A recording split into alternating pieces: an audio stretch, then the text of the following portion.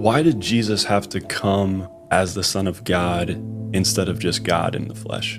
Yeah, that's powerful. Well, when God created our pristine parents, the first human beings, Adam and Eve, we know that in Genesis 1 and 2, everything was perfect.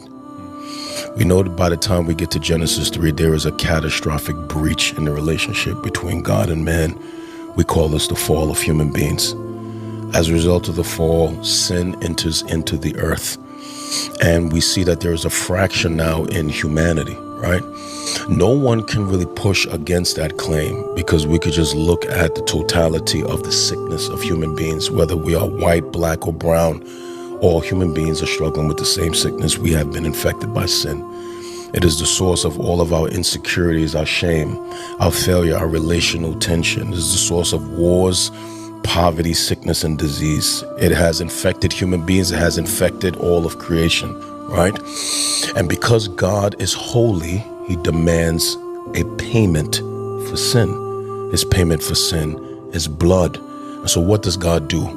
When the people of Israel, that nation is formed, he gives them a sacrificial system in which they have to constantly keep shedding the blood of animals to temporarily atone for sin. God's payment for sin is that blood must be shed. Wow. So for thousands of years, you have these Israelites shedding the blood of animals as a temporary atonement for sin. That was a foreshadow of what Christ would do.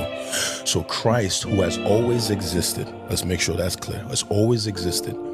He is not a created being. He is part of the Godhead, the Father, Son, and the Holy Spirit, right? A spirit cannot shed blood. So Christ, who has always existed, had to take on a physical human body, borrowed a womb of a virgin.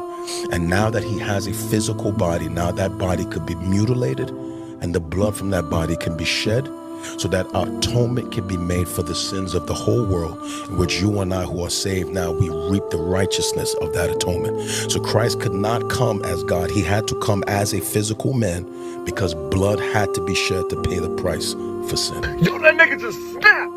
That was the best explanation for Christ that I've seen. One of the best.